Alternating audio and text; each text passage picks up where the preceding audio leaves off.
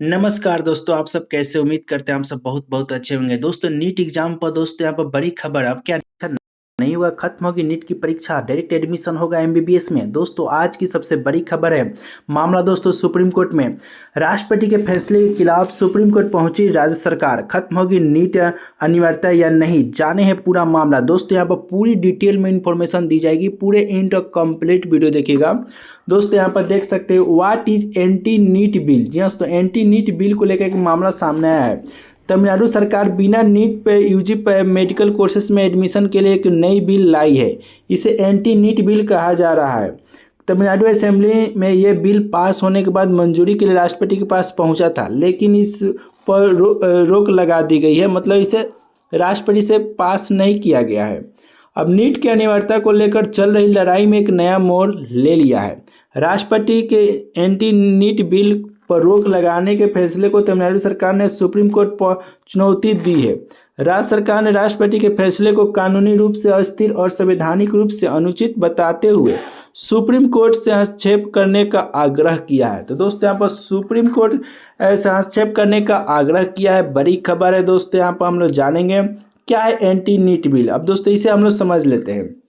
दरअसल यह विवाद Tamil Nadu admission to undergraduate medical course bill 2021 से शुरू हुआ था, जो एक एंटी नीट बिल है। अगर इस एंटी नीट बिल को राष्ट्रपति की मंजूरी मिल जाती है तो तमिलनाडु में नीट परीक्षा रद्द हो जाएगी।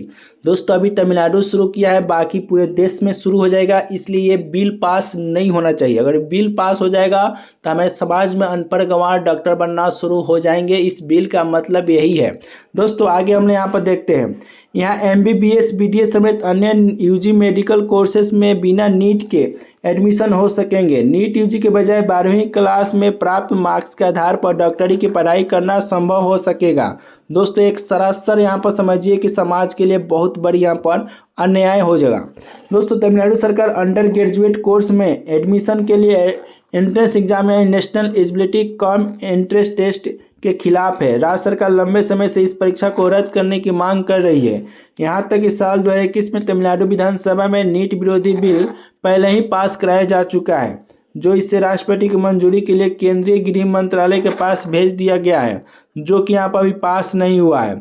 अब दोस्तों यहाँ पर राष्ट्रपति लगा दी है रोक। दोस्तों यहाँ पर देख सकते हो कि नीट की अनिवार्यता खत्म करने को लेकर तमिलनाडु के एंटी नीट बिल राष्ट्रपति रोक लगा दी थी। केंद्र सरकार जांच के बाद गृह मंत्रालय ने बताया कि राष्ट्रपति ने मंजूरी देने से इनकार कर दिया। यह पत्र तमिलनाडु के राज्यपाल द्वारा राज्य सरकार को भेज दिया गया है, जिससे विधायी प्रक्रिया औपचारिक रूप से बंद हो गई है। अब राज्य सरकार ने राष्ट्रपति के फैसले को सुप्रीम कोर्ट में चुनौती दी है।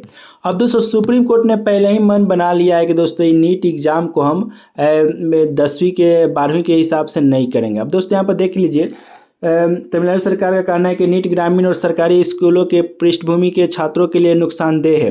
राज्य विधानसभा में लगभग सर्वसम्मति से इस विधेयक को पारित किया गया है। देखिए वहाँ के तमिलनाडु के विधानसभा में इसलिए पास हो गया कि तमिलनाडु सरकार के पास विधेयक पास करने के लिए पर्याप्त विधायक है, इसलिए पास हो चुका है।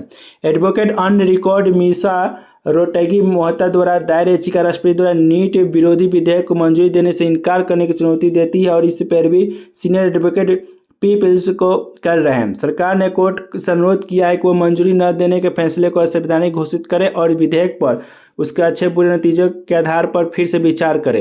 याचिका में कहा गया है कि राष्ट्रपति का फैसला मनमाना है और नीट के प्रभाव पर राज्य के आंकड़ों पर आधारित नतीजों को नज़रअंदाज करता है, राज्य विधानसभाओं की स्वायत्तता को कमजोर करता है। सरकार का कहना है कि राष्ट्रपति का यह कदम संघवाद और विधायी क्षमता से संबंधित संवैधानिक प्रावधानों का उल्लंघन करता है। तो दोस्तों देखिए 12वीं पर अगर किसी भी नीट परीक्षा के लिए मेडिकल एमबीबीएस में एडमिशन होता है तो दोस्तों 12वीं बोर्ड परीक्षा है। बोर्ड परीक्षा में कोई नंबर 100 नंबर आ जाता है, अनपढ़ गंवार का भी अच्छा खासा नंबर आ जाता है और कुछ चीटिंग भी हो जाता है। तो यहाँ पर बोर्ड एग्जाम में उतनी कड़ाई नहीं होती है, तो यहाँ पर चीटिंग से जो छात्र यहाँ पर अच्छा अंक पास हो जाएंगे और मार्क्स बेसिस पर यहाँ पर 12वीं के मार्क्स बेसिस पर यहाँ पर एमबीबीएस में एडमिशन होगा। तो समझिए बजे किस टाइप के हमारे समाज में डॉक्टर आएंगे आप लोग समझ सकते हैं। जो एग्ज़ाम आपसे नीट एग्ज़ाम इतनी टॉप लेवल का है वो नहीं निकल रहा है। इतनी टॉप लेवल के एग्ज़ाम क्यों लिया जा रहा है कि हमारे समाज में जो डॉक्टर यहाँ पर प्रोड्यूस हो, उत्पन्न हो, जो यहाँ पर डॉक्टर बने वो यहाँ पर अच्छा डॉक्टर बने, न कि अनपढ़ गंवार यहाँ पर झोला छाप डॉक्टर बन जाए। यहाँ पर तमिलनाडु सरकार चाहती है कि झोला छाप डॉक्टर बने और तमिलनाडु की मेडिकल सिस्टम पूरी तरह से बर्बाद हो जाए। यही तमिलनाडु सरकार चाहती है, जो कि यहाँ पर केंद्र सरकार और सुप्रीम कोर्ट से अनुरोध करेंगे कि एंटी बिल को पास न होने दे, मंजूरी न दे, रिजेक्ट कर दे। अब आप सबका राय क्या है दोस्तों? आप लोग अपने राय अपने कमेंट बॉक्स में दे सकते हैं। Thank you.